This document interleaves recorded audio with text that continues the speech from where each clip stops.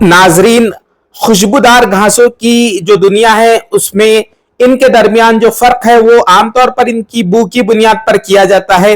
हालांकि दीगर फर्क भी होते हैं, लेकिन सबसे अहम फर्क इनमें जो है आम मौसम में जबकि इन्हें फूल व फल नहीं लगे हों तो ऐसी हालत में इनके पत्तों के फैलने के तर्ज पर भी इनमें फर्क किया जा सकता है।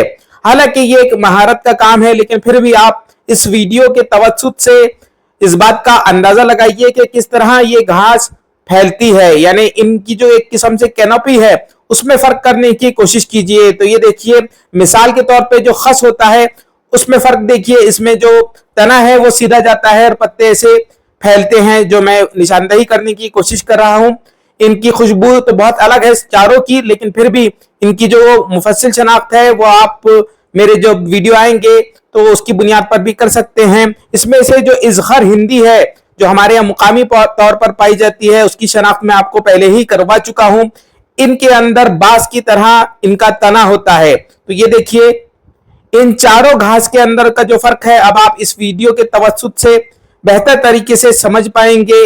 हालांकि खुशबू की बुनियाद पर इनमें बेहतर फर्क किया जा सकता है।